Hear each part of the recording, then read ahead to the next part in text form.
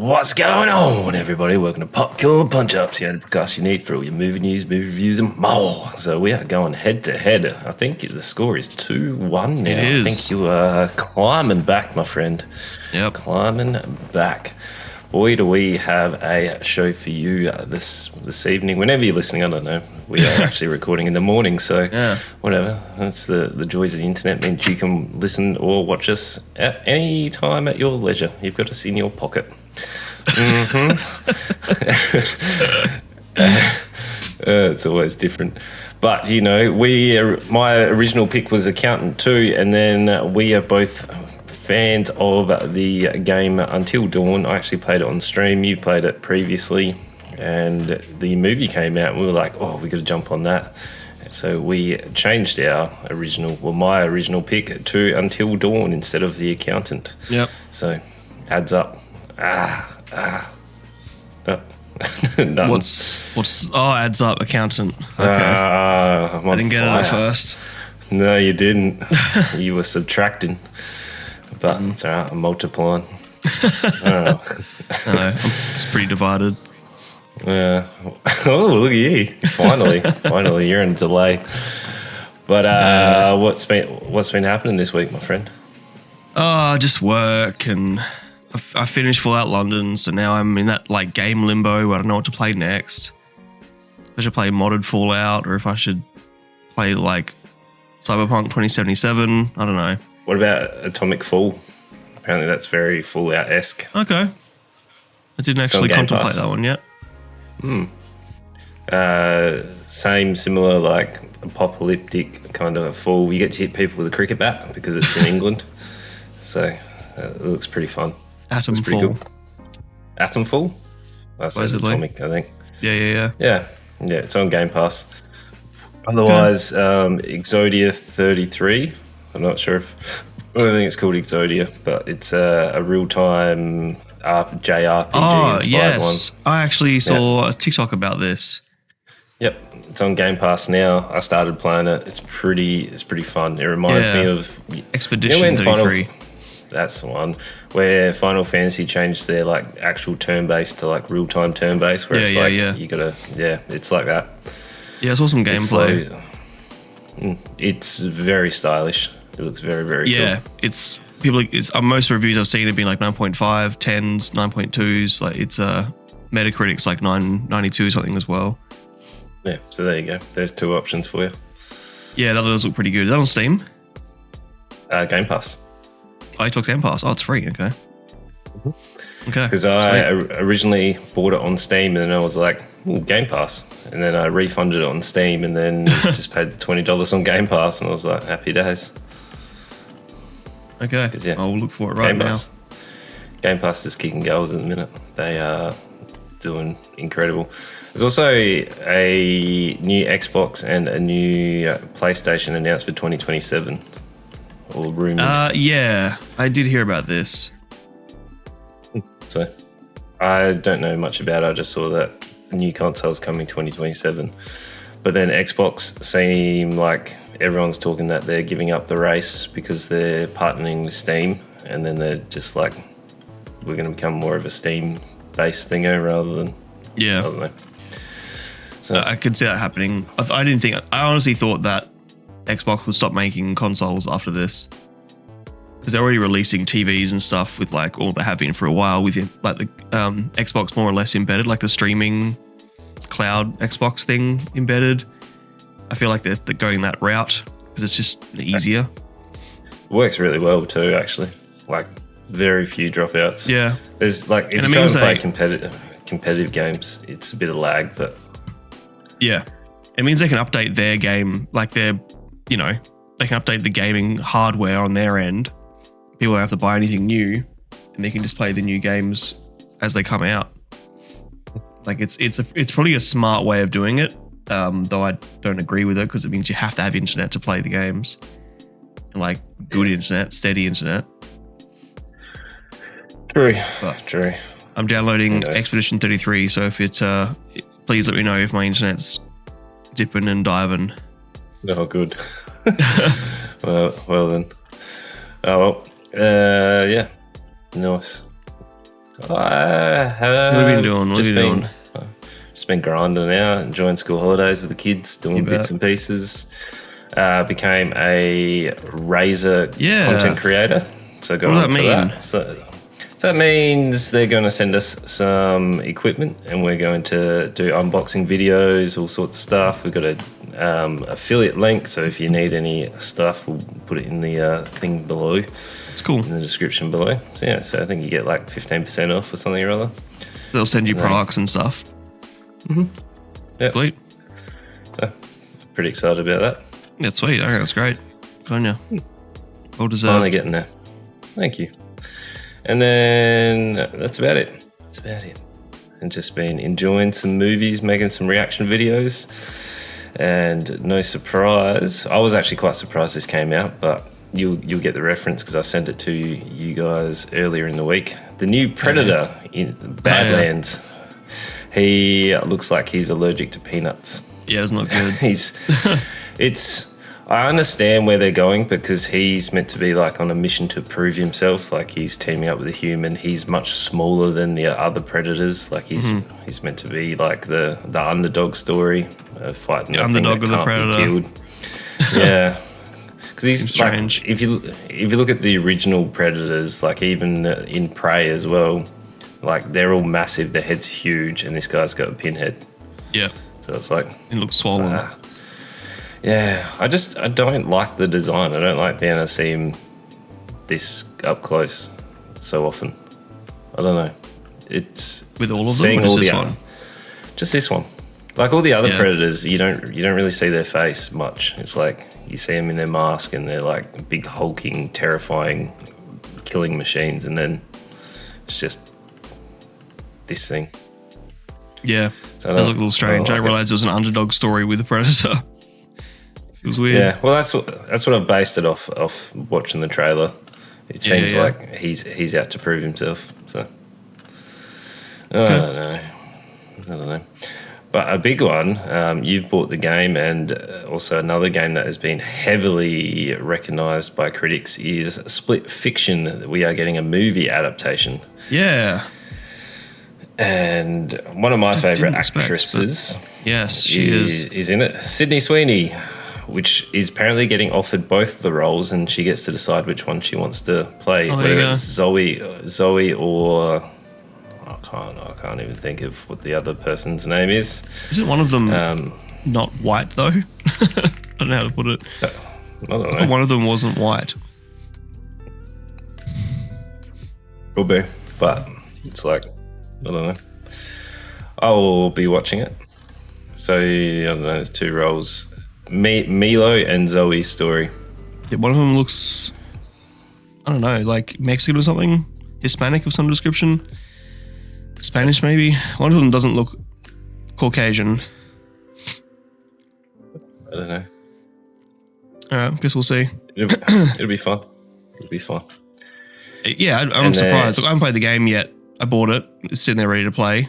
But I don't know. I haven't played it yet, so I don't know what it's like. But it seems unusual that this is the one that they're picking up for a game. I mean, I didn't think they'd pick up Until Dawn as well. Well, true. Which we'll discuss. Yeah. But yeah. Yep. And then the Hunger Games seems to keep on going. Hell yeah. This is Sunrise of the Reaping, which I believe the book is out because I saw it at Big W the other day. But we are getting Jesse Plemons joins on. Yeah. Plemons, and Mackenzie Grace has also jumped on as well for the prequel, the Hunger Game prequel sets leading trio. So this it was another prequel. Yeah, another prequel. Okay. Because what was the other one? Songbird and Thingo, which had Snakes, Rachel, who was also in Snow White. So Sydney Sweeney's in this one as well. In the Hunger Games. Yeah. Is she really? Jesse Plemons joins Hunger Games prequel. Sydney Sweeney and John M. Chu team up. Netflix puts out a Sirens. Oh, maybe not. Okay, don't worry. Oh, I was going to say, perfect. Let's watch it. No, that's a split fiction. My bad. This title has all these names thrown in at once, and it's a whole bunch of shit being. My bad. That's what I get for reading the title only. I wonder is he playing Plutarch? I'm going to say yes. Because I've always thought that Jesse Plemons looks like Seymour Hoffman. And like a young Seymour Hoffman. And if he's playing... Because you remember Seymour Hoffman in Hunger Games? He's like... In the second movie, he becomes the new... the director of games, whatever they call it. And... yeah. He works with them to get her out and whatever. He died before the last movie came out. He's only in it for a little bit, and they had to recast a lot of the lines he was meant to say was end up being said by the president in other ways instead. But yeah, I wonder if that's who he's playing. Stepping into the shoes. Yes, he is. Jesse Plemons stepping in the shoes of Philip Seymour Hoffman's Sarah Hunger Games. Yeah. Sunrise on the Reaping as Plutarch. There you go. Hell yeah. Makes sense. I always thought they looked similar. True. Great. That's cool. I like it. You've predicted it. Hell yeah. Yeah. They're related, I wonder. Well, that's it for movie news. Not a heap that is around. But we thought we'd give you a little bit of an extra one. This one's a freebie for you because we have both watched The Accountant, which came out in 2016, and then also The Accountant 2, which has come out this year, which didn't come out earlier this week, or late last week, one of the ones. But the first one, lots of people have said that this is Ben Affleck's best performance and role in The Accountant, in the first one anyway. So the first one is a maths savant and cooks the books for a new client. The Treasury Department closes in on his activities and the body counts start to rise. Boom, boom, boom. So Ben Affleck is playing a neurodivergent man, which I was surprised to see that they use the Asperger's diagnosis. In which movie? In the first one. Yeah, because back in 2016, I don't think Asperger's was as like taboo as it is now. Yeah, because I was like, I didn't think we were still doing it. Even back then, though, it wasn't like that wasn't the diagnose term.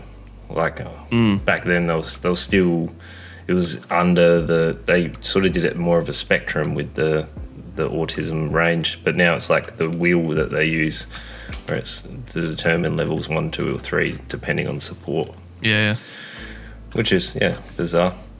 But Ben Affleck's character Christian is born into this family. Dad's a military man, and he obviously has some very strong. How would you describe that? Quirks are or hyperfixations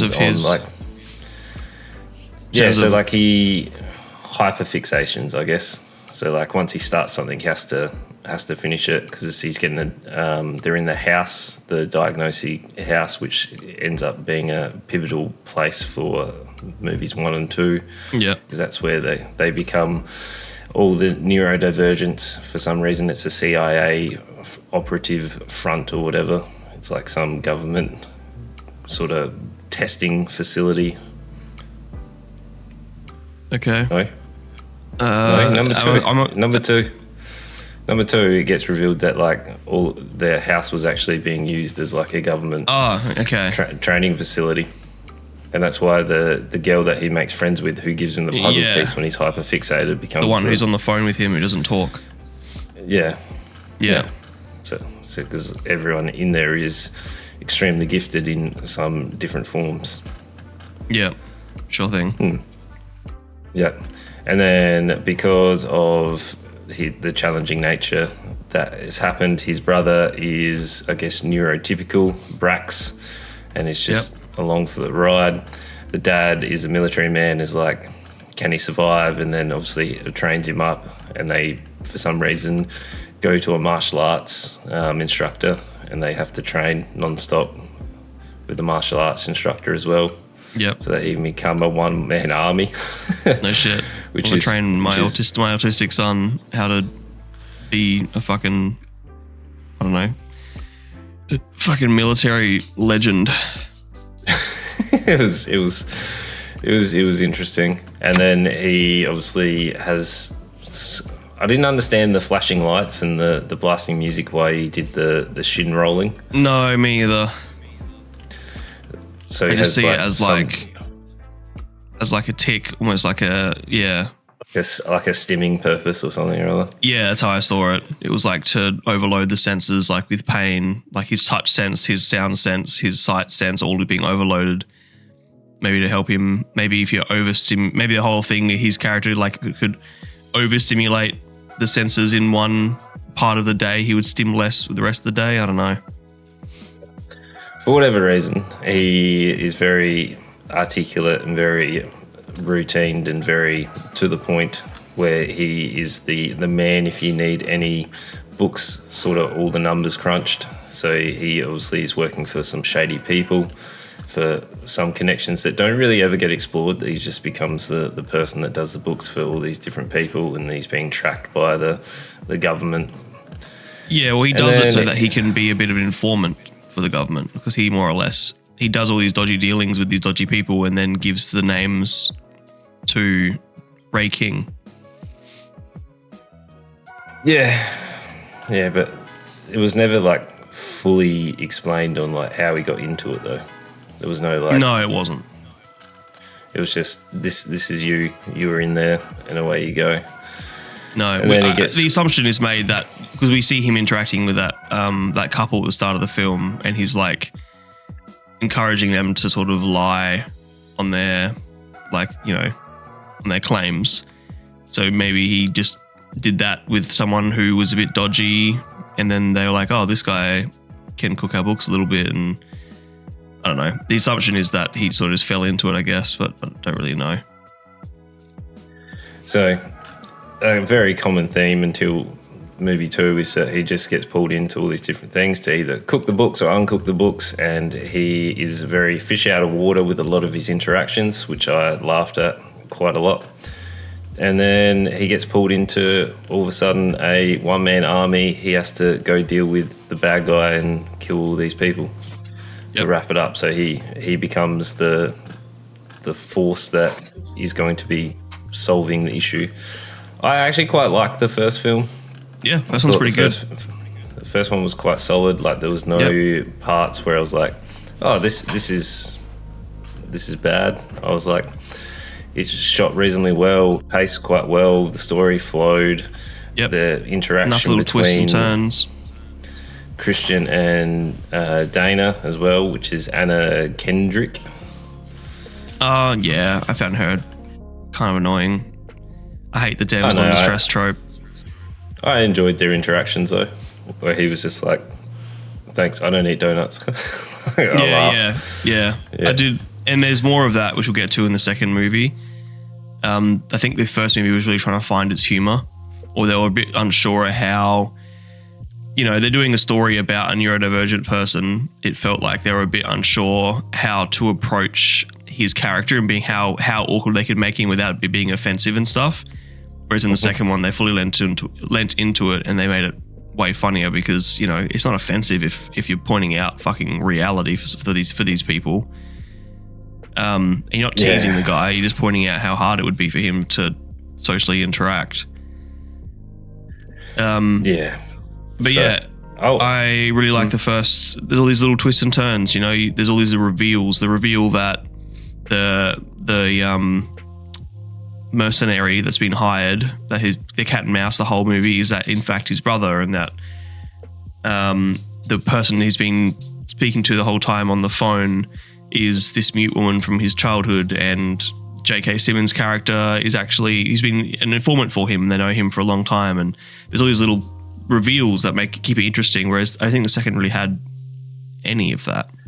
We'll get the second one, they were like, yeah, I don't know. The first one they cooked. So if you haven't seen the first one, it's worth a watch. It was actually quite enjoyable. I gave it and 3.5. then the second one, I'm about that three, almost 4.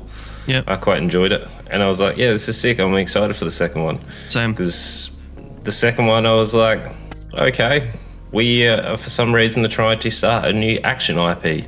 Yep. Which is the most bizarre thing I've ever seen, where they've gone from like a Extremely. very grounded sort of nice twists and turns to, all right, we've got these two guys, they're going to team up because they had such a good interaction, and we're going to cause them to be like a buddy cop. We're going to storm a fortress and go shoot everybody. Yeah. I was like, what has happened to this? Like, it was the other one was so nice and like compact, where this was like, okay, we've got this other person who's also neurodivergent because they were in an accident and now they become super violent. Their daughter was taken and now we have to go storm a fortress, and away we go. Yeah. It's like, what? I know, even if you look at the posters of the two, you know, one is I didn't realize he had a gun in the first poster. I thought he was just standing there looking at the camera. Like, they feel like completely different genres. I know there's obviously some action in the first movie, but it doesn't feel like an action movie. No, but the first one had a reason for the action. This one was just like, let's run. This was weird. A standard generic, like, you need to go and save the day. Yeah. And like, there wasn't even any really accounting in it. No, he was not an accountant. No. He was just, I don't know, off in his way. He was more of a soldier than anything. Yeah. But where this movie does land is the comedy. Yeah. Ben Affleck and John Bernthal are very funny in this. They figured out the strengths. They figured out that Ben Affleck does awkward well and does socially inept well. Are you good? And they figured out that John Bernthal is funny, loud. I'll repeat this when he gets back, but one of my favorite moments, are you back, is, well, there's a scene where Ben Affleck does like the dating, like a blind date thing, and he more or less, you know, because he's an accountant, supposedly he's really good at finding algorithms and whatever, so he creates the perfect dating profile based on all the information he's taken in. And him dating all these women, like speed dating style, you know, even though he plans the perfect man and is attractive and whatever, he's still so socially awkward and has no idea how to talk to women or anyone really. And it felt pretty genuine for ASD peoples. Like, I felt like we weren't laughing at him. We were sort of like laughing at the situation and how awkward. Yeah, I watched Love on the Spectrum. Like, it felt like that to a degree. But one of my favorite scenes is when I know the character's name, but John Bernthal and Ben Affleck are like at like a Rax line dancing bar. Yeah. And again, he's good at pattern recognition, so he gets up and he, you know, recognizes the pattern of the dance and just starts dancing. And John Bernthal's in the back, like, that's my brother, and like, it was a really fun scene. I found like these two making a movie together have really good chemistry as like siblings. They were some of my favorite moments. But besides that, the rest of the movie is so fucking weird. All of a sudden, they'd go in to rescue some kids with some massive guns, and it serves zero purpose. It's just like they wanted reason for these two characters to rush in somewhere with some guns and save some people. They're like, yeah, let's make it some children, and the story is nonsense. Yeah. Like the first half was okay. Like that, as you said, that speed dating moment was quite funny. Them like reconnecting, because at the end of the first one they have like a big confrontation because the mercenary who's out to like being hired to clean up the uncooking of the books. Yeah, they have to have that big face off, and they have that emotional like payoff. And because Christian is like so good at pattern recognition, is obviously the better fighter of the two, like just drops Brax, and then they have that like the face-off gun stare, and then like seeing them reconnect in the second one was really cool. And then they just were like, that's it, well then we need them to do something, let's go one-man army. I was like, oh, okay. Honestly, if the Accountant 3 is trying to get him a partner and it's a romance, I'm fucking all for it. These two characters are better as a romantic comedy than I honestly think they are for action. They would be so fun in just a romantic comedy. Let's try and get Ben Affleck's, whatever his name is, a fucking girlfriend or boyfriend. Maybe he's gay. That's the twist. Yeah. Because I don't care about the fucking action in this movie. Why is it an action sequel? No. I don't know. I don't know. Yeah, not much to discuss on this one. No. So that one goes to like a 2. I'm literally a 2 as well. My review of the first one on Letterboxd is better than I expected, and my review on the second one on Letterboxd was worse than I expected. That's it. Fair. All right, well, let's get into the Until Dawn.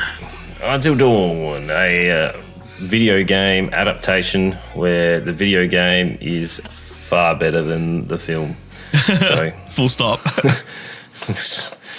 It's the video game is based on all the horror tropes and you just picking like the butterfly effect where you make a choice and it has a big impact throughout. This one is like, I kind of understand why they've sort of changed it, but because it would be very difficult to have that butterfly effect and have that interaction. Yes. But I get it. It doesn't pay off. Like, I feel like, do you remember when Netflix was like, we're going to create these interactive things where it was like you actually had the choices? Like Bandersnatch. I was like, this could have been better if like Netflix got hold of that and actually did that instead. Like that could have been a cool money-making thing for them. But this one, they were like, how do we get all of the horror tropes and all of these different thingos into one place? And they were like, I don't know, we'll do a Groundhog Day, but with a slight twist, which was a weird choice. They didn't do enough of that. Like, can you actually set the movie up first? Go through the plot, and then I'll start talking about some things I had problems with. All right, the plot is pretty generic, but a group of friends trapped in a time loop where mysterious foes are chasing and killing them in gruesome ways must survive until dawn to escape it. So we have Clover, whose sister has gone missing, and then she gets her other 4 friends, and they didn't realise that this was going to be the last known spot that her sister went missing. And then they get pulled into the horror of the time loop, which they didn't spend any time developing these characters. Like, I did not care about any single person whatsoever. Like, the first opening scene is like a super abrupt like killing, and then it's like, oh, here's 5 people. You need to care about these guys now. Yep. Oh, here's all the murders. And then there were a couple of moments where I was like, oh, that's cool. The deaths are quite creative. Like a number of the deaths, I was like, that's quite creative. We have what was it called? The Curator? I always get confused with the different games of which one we have. Is it the Curator in Until Dawn, or is it the person who like narrates it? Because I know what were the first trilogy, where it was like the one where you start on the boat, and that one took forever to get into. The other one, the Analyst. Analyst. Yeah, Dr. Hill, known as the Analyst, psychiatrist, appears throughout Until Dawn.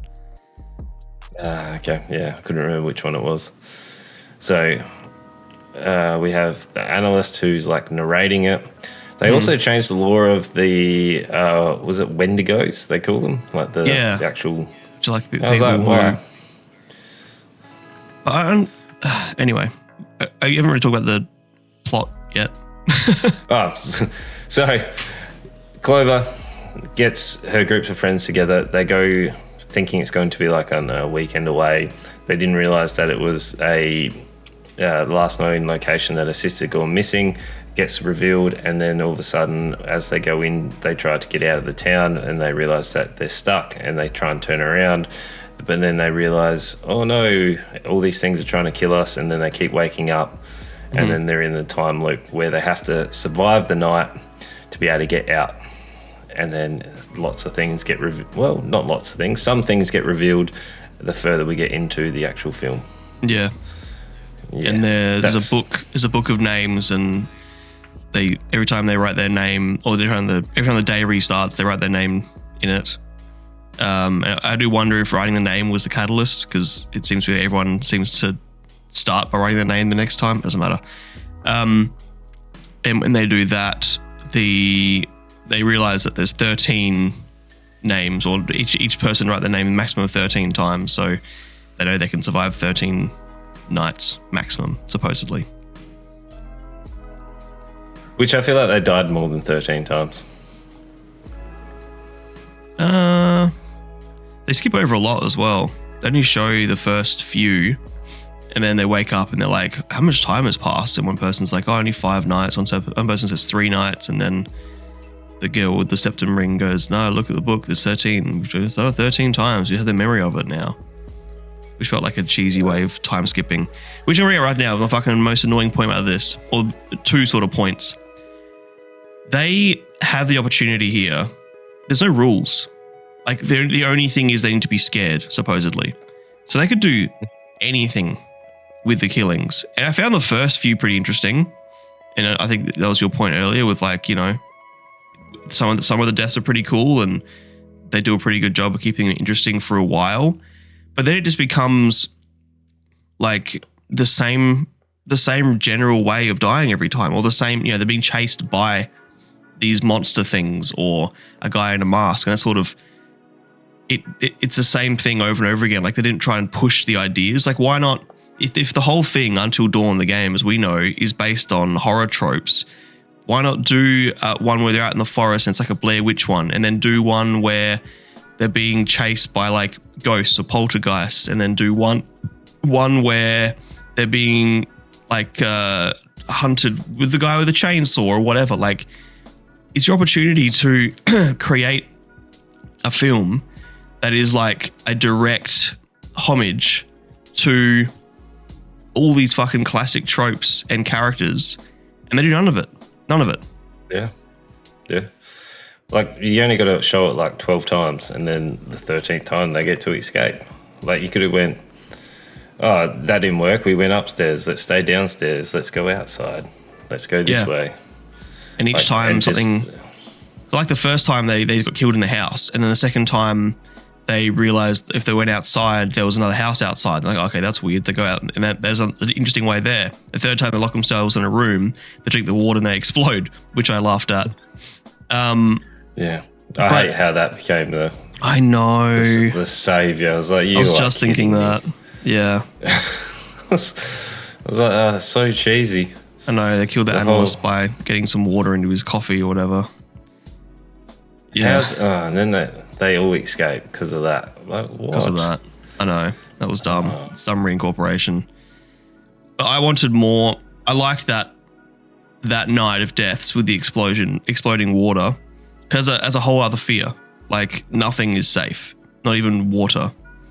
You know? Like, I liked that addition, but from that point on, it all just became man chasing them with a pickaxe or an axe, or those monster Wendigo things chasing them down. I also didn't understand, it was never really put, like, the analyst, was he restarting time? Because he'd done it before with those people inside his test subjects, right? So did those test subjects also have to go through time loops and be murdered every time? It wasn't really... As far as I understood it, everything was based off of Clover. So it was based on her reality. So every time the time got reset was when she died. Okay. Because at the end, he's like, everything is based off of you. You're the person. So I assumed everything was based off of Clover. And then that's why she was like the main one we got to see. So when they were like, oh, we've got no memory, and they were like, oh, we weren't taking notes. Oh, but we found the camera, and then the camera's got all the different footage.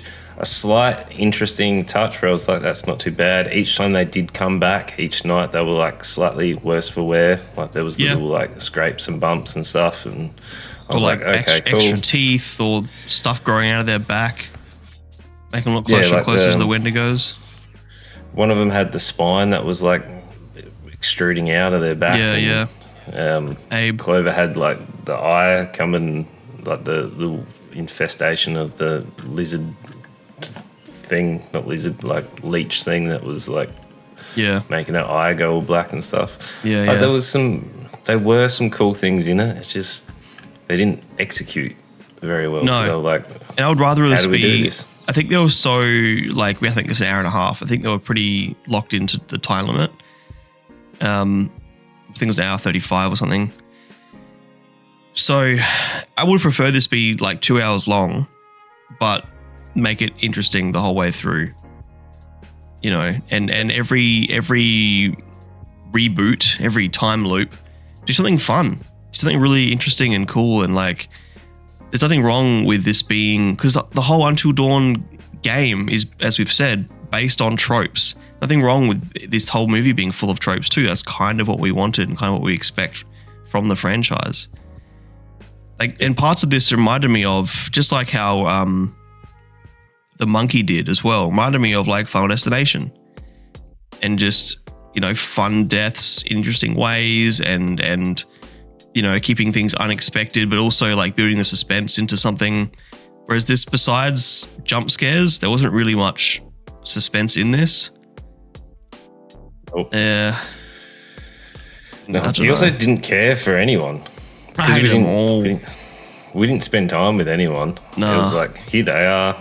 I did, like, even when you had what's her name, Clover and the sisters, like, reunitement, and then I was like, oh, Mel. Meg was the Asian girl. She was like, Mel, don't do this, and then she had to like kill her. And I was like, oh, okay. Yeah. Like she didn't even look sad. She just moved on with it. I fucking hate every character in this. It was just so painful. Abe, I know he's kind of meant to be, but fuck me, what a douchebag. But like, do more characters. Like in the game, there's what, eight something characters, and they're all there for a party. And I feel like the setup's way better in the game. I don't know. This tried to be something that it shouldn't have been. I don't know if the writers even played the games or what. I didn't mind Dr. Hill. Thought he did okay. Oh yeah, he was fine. Yeah, that was about it. One of the first reviews on IMDb is, that's a when to know from me. It's not bad. I'll give it to you. Yeah. See, like, I don't know. I'm actually extremely disappointed because when I watched the trailer, I was like, this actually looks really good. It looks like the deaths and the horror tropes were in there. But when you actually watch the film, it was like most of the trailer was the actual video footage that they were looking at. I was like, oh, okay. The rest of it sucked. Yeah. Yeah. I wasn't disconnected. Like we've watched horror movies before where I've sat there and been like so bored, or like, you know, we keep referring to it, but Exorcist Believer, where it's just bullshit, and watching it is painful. Like I was somewhat invested in this. Like I'm not invested. Couldn't give a fuck about the characters, but like I was interested enough to see what each night would bring, and like I liked the death loop, and I liked, you know, the interesting ways of dying and stuff, and I wanted to know more about how they were explaining Dr. Hill in this universe, and how they're explaining his experiments, and how he does the time loop, and if it's all internal or whatever. So there's things I wanted to know, so it kept me interested, but it could have been so much cooler. I guess because we know what it is. Like if this wasn't based on Until Dawn, the game, it probably would be like a 3, because it's entertaining enough, and I was like, yeah, it wasn't that bad. But because I expected more tropes, and I expected more interest in the characters, and I expected, you know, more variations in sets and things like that because of how the game's built. I expected more from this, and therefore it has like more of a sour taste, I think. Yep. Yeah. Yeah. So what'd you give it then? If you're not giving it a 3, I'm still at 2.5. Okay. Personally, like it's probably generous, but like we've seen so much worse stuff. You know, I still enjoyed it more than The Accountant too. I was still more engaged in this. I enjoyed it more than Fight or Flight that we watched a little while ago. You know, it's a better movie than the Minecraft movie, but it's still not good. I still wouldn't recommend it to people. Yeah. I'm like at 2. I was highly disappointed. Yeah, had moments, but most of the moments sucked. Yeah, that's pretty accurate. Yeah. All right. We got a bit of a horror trope going on at the minute. Yeah. Wasn't really planned, but it works out. This is the Lawson pick of the week. It was. Well, it is. I chose Sinners because I heard good things, and I like movies that I've heard good things. That makes no sense. This is a Ryan Coogler film. It is, as often he does, he's cast Michael B. Jordan, is that his name? Mm-hmm. Yep. Just like in Creed, just like in Black Panther. Was he Black Panther as well? 1 and 2, yep. Yep. And I think I need to go watch Black Panther because Coogler knows how to make movies. Black Panther's really good.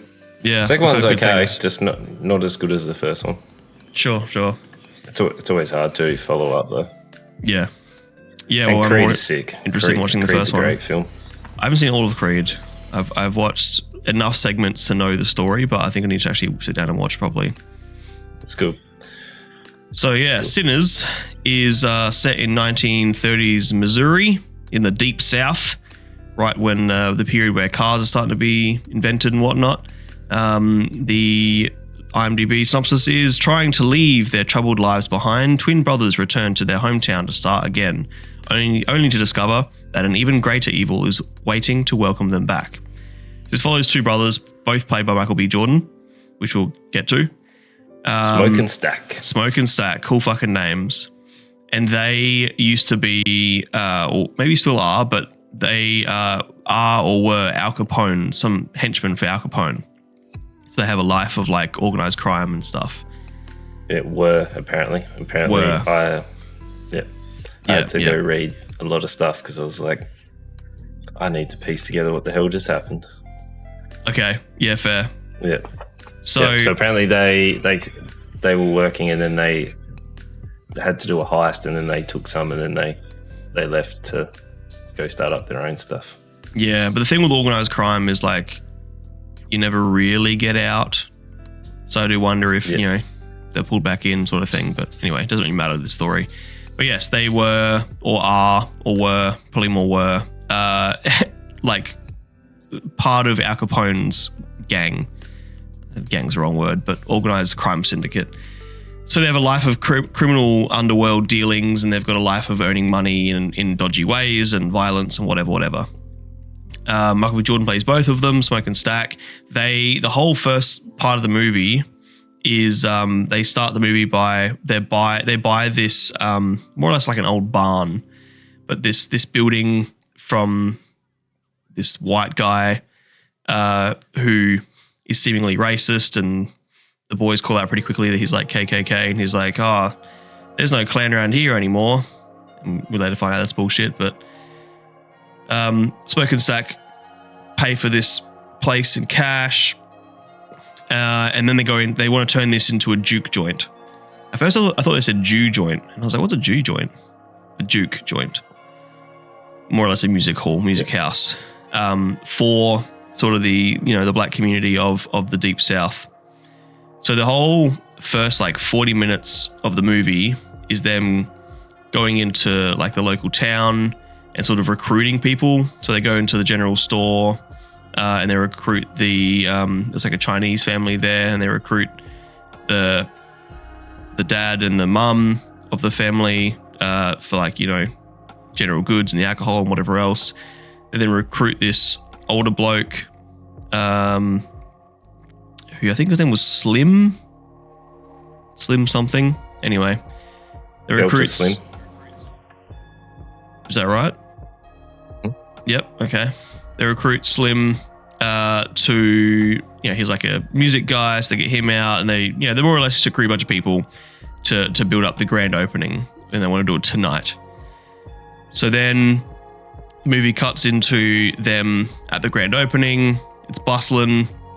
Early in the film, actually, I think the opening actually is them there's like a voiceover talking about how through time, through many cultures, there've always been some musicians that can bridge the reality between worlds, or can bridge their music can span time and space, they more or less say.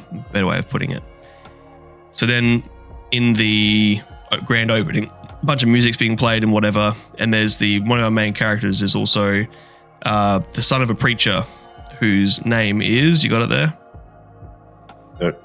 No, his name I don't have. Sam? I think it was Sammy. Let's go. Yeah, it was Sammy. Sammy.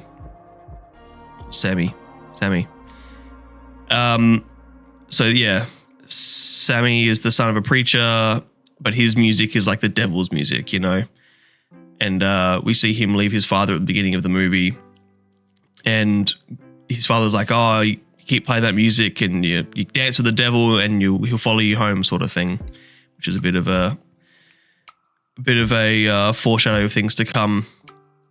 So at this dance, he plays his music, and there's this really fucking awesome scene of music. Like mainly, it's like African, influences from back in the day, with like original tribal dances, where it goes all the way into the future. We've got people rapping and like dancing modern day hip hop dance, and there's like a DJ deck, and there's because there's some Chinese characters there too, there's some like Chinese traditional dances, and you hear some Chinese traditional music in the background. Like there's this one scene which is like my favorite scene in the whole fucking movie, where we see all these different music coming in, and how Sammy's character can be that person who bridges that his music can reach across time and space. Yeah, because the first 40 minutes I was like, oh, this is okay. This is like you're setting up for something, and then that scene I was like, whoa, what's happening here? Super cool. Because when I looked it up, it was like people like, yeah. Once I saw this something called a C step. I don't really know. Apparently, it's some intercultural significant dance or something or other. Okay. I didn't know what it was. I don't know. It's something. I was like, yeah, okay, that was cool. Where you see the guy and like the hip hop stuff, and then you got all sorts transitioning. I was like, did I just see that? Like, what the hell just happened? Yeah. And then we're visited by these three white folk. Prior to this, we do see a scene where this white guy runs up to a house, and like, let me in, and they let him in. Indian folk come to hunt him. They're like, oh, you shouldn't, if you see him, don't let him in. And then woman goes inside, and he's a vampire, and he bites her too. And we see these white folk come up to the juke joint, which I forget what they named it, but it doesn't matter. And they're like, oh, can you let us in? And they're like, no, you can't come in. This is really like a black folk party. And they more or less, play a little ditty, which kind of slaps, and then they go out and sit up by the, on the outside, and one of our other characters goes out and sees them. A girl, I think her name was like Mary Elizabeth or something. Mary, who was like Haley Steinfeld. Yeah, Haley Steinfeld, who her character is like she said her grandmother was half black, so she's like, a diluted coffee. And she goes out there and sees them, she's trying to be that bridge passing as being white passing, and she becomes a vampire. And she comes in, and I forget if it's Smoke or Stack that she gets with, Stack, I think. That because Smoke is the one who gets the vision. Yep. And yeah, her and Stack are getting it on, and Sammy goes in there and, oops, sorry, my bad, walks out, goes back in later with Smoke, and she's like chewing his neck up, and he dies, then comes back as a vampire. And the whole second half of the film is a vampire horror movie, and it just totally flips genres, and it's such a fucking, like, it stays so fresh that the 2 hours goes so quick. I would have watched a 4-hour version of this, you know what I mean? Yeah. And yeah, then it's just them fighting, like, because the whole thing with vampires, they need to be invited in, which I really like that they kept that detail. There's a woman here who is Smoke's, like, missus, I suppose. And yeah, Smoke the whole time. This woman is talking, because she's like spiritual. She's talking about how she knows all the rules of vampires. They can't be invited in. That whatever. So there's like the Asian woman who she like invites them in because they're going to go hunt down her daughter if they don't. So she, come in, you motherfuckers. And then they have this big like showdown. Smoke and Stack have a big fight up on like the canopy of the house. Smoke comes out victorious, obviously. They all fight out on the water, and Sammy's getting like baptized by the leader vampire, who's Jack O'Connell as well, who's fucking great in this. The vampires are pretty interesting as well because they wanted Sammy because they knew that music is able to transcend. So like they were doing their own like recruiting to be able to get Sammy in so that they could like pass on their memory. But what I couldn't work out was why Stack and also Mary seemed to have free will where the rest were like hive mind. Like I couldn't work out why they were like still able to have, I couldn't, and nowhere can I read that they're like, why? Because you saw all the rest of them had the hazy eyes. Yeah. And then Mary and Stack didn't. They had like their normal eyes, but like the vampire teeth and claws and powers, but they weren't like part of the mind control, I guess. Yeah. I think the hazy eyes wasn't permanent though, because sometimes they didn't have hazy eyes. Like when Cornbread came back and was talking to them, like, and same with the Chinese husband, when he came back, his eyes weren't hazy. Yeah, I don't know, because I don't know. I thought they were hive mind when they had like the hazy eyes. I think they were all hive mind. I'm not sure. I never really thought about that. Yeah. Because like also when it was like, I thought you're pre-existing, like, come on in. I didn't know that, like, if you're human, they say, hey, come in. How do you get invited? Like, once you're a vampire, do you have to get re-invited in? Yes. Or it was like, because the vampire needs to be invited in. The vampire version needs to be invited in. That's why when Mary came back and she's talking to Cornbread, like she gets bitten, she comes back, and she's talking to Cornbread outside, and she's like, you gonna invite me in or what? And he's like, yeah, of course, come on in. Even though she's already been in, she doesn't need to be re-invited, like, from Cornbread's perspective. But the vampire needs to be invited in, correct? Okay, yeah. Is that also, like, symbolism for, like, you are inviting evil? You can only invite evil into your life or into your... Well, there is a lot of symbolism in this. And yes, I think that's a big part of it. Because the vampires... look, we'll get there. Let me finish off the plot real quick. So the end of the movie is they end up fighting the vampires. The sun rises just as Smoke stabs the head vampire, Jack O'Connell, through like the fucking abdomen, I'm guessing heart. And just as the sun rises and they all burn up and they all die. The movie then ends with a scene, because during this hive mind part, vampire Stack tells Smoke and everyone that the guy that we met earlier, the one who sold us this place, is going to come here and kill us all. Like this was the whole plan of this was to sell us this joint, and then it's a killing floor, kill all the black folk here.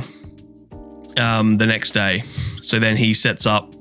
He gives Sammy, the go home sort of command, and then he sits in the bushes with a sniper of some description or a rifle, and fucks up a few of them and runs in with a Tommy gun, fucks them up. And there's this beautiful scene with him because he gets shot. He's like slowly dying, and he sees his beloved and we're assuming his son, who must have died as an infant.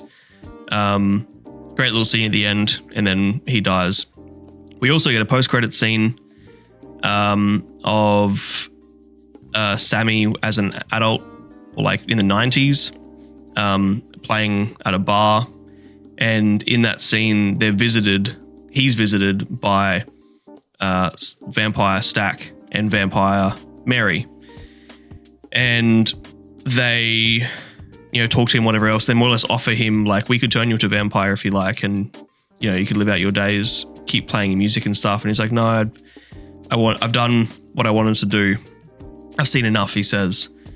And then he dies. So, well, no, he doesn't die, but we assume after that, because they said they can smell that he's close to death, they say to him.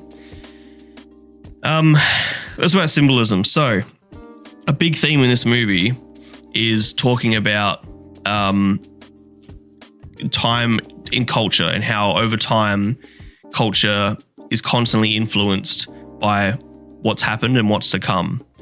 And music being a big part of all cultures you look at any culture in world history, and music is deeply ingrained in their history. And it's unreal how like Indigenous Australians have no connection to Indigenous Africans in terms of like culture connection. And yet music is a huge part of both of them. Same with like Chinese culture, same with whatever, right? Music's a big part of every culture. As humans, music's a big part of our culture.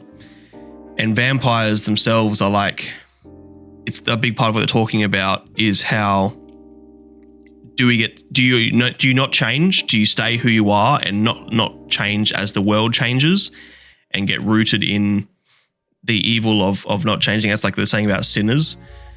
Or do you adapt and grow with the world but leave your mark on it, like Sammy's character? Like Sammy has the opportunity to live with his preacher father and probably live a pretty good life, or he makes a bigger impact on his culture by performing his quote-unquote devil's music and whatever.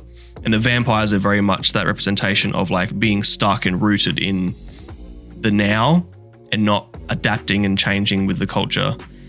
Whereas Sammy's character is obviously the opposite, the antithesis of that. And that's what you said before about the whole, you have to invite in the sin, which you put it really well, because that's exactly it. Like, we aren't born sinful.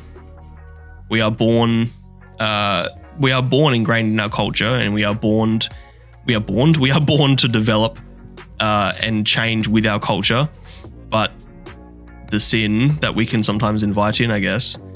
There's also a discussion about, because Smoke keeps telling Sammy to go back to his father, because both Smoke and Stax, obviously their dad was an evil person, and they're like, oh, we're evil because he was evil. And a big part of their character is that vampirism of like accepting I have no choice over my fate because my dad was evil, therefore I have to be evil. And Smoke can't accept the fact that he had a choice. He could have not been an evil person.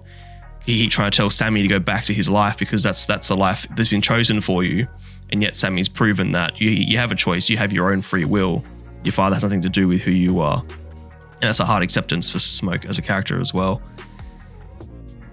There's lots. I fucking love this movie, and I've done a lot of thinking about it since, and I can't wait to watch it again.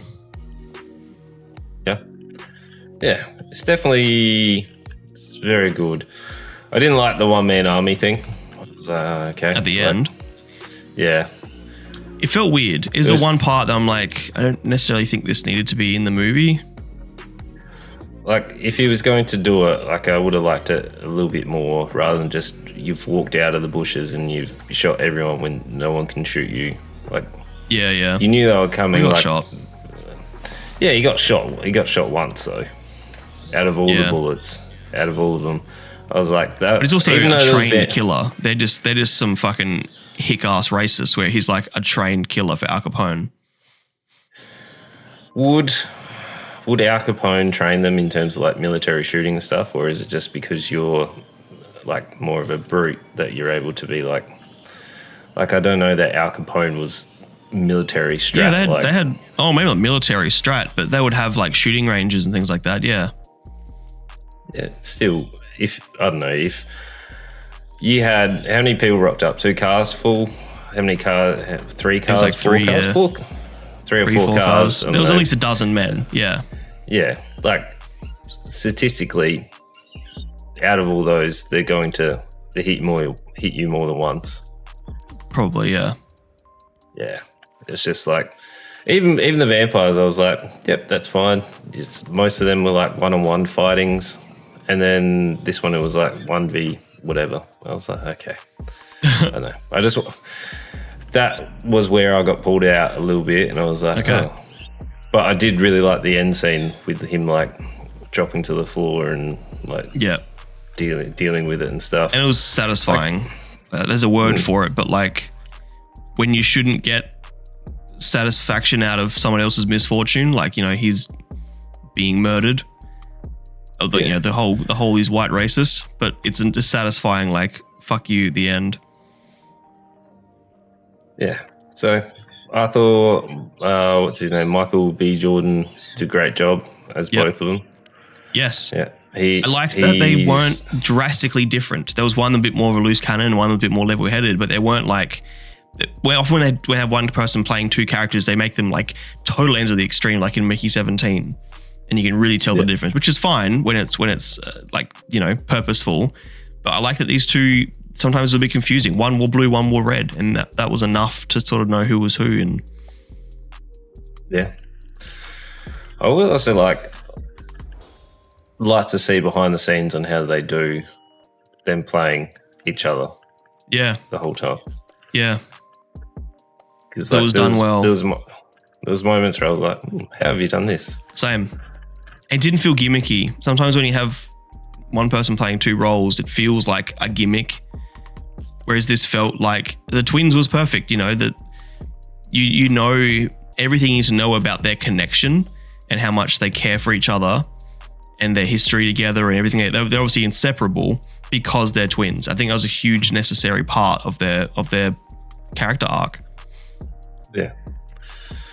And, you know, why hire 2 twins when you can get one person to play both? And he does a great job like this. He is impressing me every time. Every time he seems to get a little bit better. Yep. So. And Jack O'Connell was fucking awesome in this as well. Yeah, like, that was good. You've watched Skins, right? Yeah. Years ago, though. He's Cook from the second group.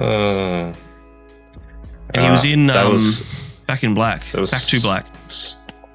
Oh yeah. Skins season change cast was so jarring to begin with. Yeah. Especially when you get used to characters, you're like, oh, I don't want to see them go. I want them back. And then the new season comes out and you get attached to them too, and that happens all over again. Skins is great. I need to rewatch that actually. It's been a long time. So, but yeah, I really enjoyed it. Fucking great. Music's amazing. It's the same cinematographer I believe he's worked with in a few times as well, and it's shot fucking beautifully. Some of the shots with, like, obviously a lot of it's shot at night, but some of the shots they do in the day with, and the way they play with light is stunning. Yeah, everything about this I think is great, but there were, like you say, the end kind of feels strange. Yeah. So I think there's a couple of things that bring it down from a 5. I'm trying to think of more, but but yeah, for me it's 4.5. I fucking loved it. Yeah, it's about a 4. It's 4 for me. Very, very solid. Means it's 2 all. Which means it's 2 all. I even had like 3 movies this What do you week. mean? Well, because you. Oh, true. We both Yeah, watched yeah. Accountant We watched. 1 and 2. I watched Accountant 1 and 2, and then we changed it to Until Dawn. Yeah. I still gave Until Dawn a better number than I gave The Accountant. So The Accountant 2 anyway. I don't know. But no, Sinners was so good. It was too good. I reckon almost if you added up Accountant 2 and Until Dawn, I don't think I would have won. What'd you give Accountant 2? A 2? 2. 2 and a 2. It would have been exactly the same. Yeah, It would have been 4, 4.5. So yeah, those 2 movies together are just as good as Sinners. Yeah. Oh, well. You can't win them all. Can't expect to win them all. Oh. Yeah. Oh, Good still. You know what to do. We're watching next week. Do you have anything picked yet? Sorry. I think Thunderbolts comes out. Yeah, it comes out next week. I'm hoping we get access to that. Okay. I'm pretty sure. Yeah, I think it's 1st of May. May 1st. Me Yep. jump on. Yeah, but I think some people already got pre-screenings of it, so I'm hoping. Oh, sure. Yeah, so I'm keen for that. Cool. Sounds good. Yeah. Know nothing about You got it. anything? But no idea. I haven't even looked into it yet. No. But Thunderbolt Right. sounds interesting. I watched this big What's thing that, the other day on Doctor? TikTok that was like, okay, everything you need to know for Thunderbolts. You need to watch this, you need to watch this. Like, he listed all these fucking movies I need to watch prior. And I was like, yeah, no, I'm not doing any of that. No. But The Last of Us is out, so it will have 3 episodes out, which is season 2. And also Doctor Who season 2 has 3 episodes out now. Andor has 3 episodes out as well. So they are 3 things that I'll be trying to fit in during the week as well. Have you watched Also, the first Last of Us? I didn't think I finished. I think I got up to episide 5 or Because I'd something happily or other. pick The Last of Us season 2. I've watched the 2 episodes so far. Yeah, I'm keen with that. Okay. So there we go. Yeah. Yep. Yeah. So you know what to do. If you're Yep. listening on Spotify, give us a 5-star rating. Same with Apple Podcast. And if you're on YouTube, make sure you like, comment, subscribe. And we'll see you guys Tell your next time. friends. Tell them all. Tell them all. And we'll see you guys next time. Boys. Love yous.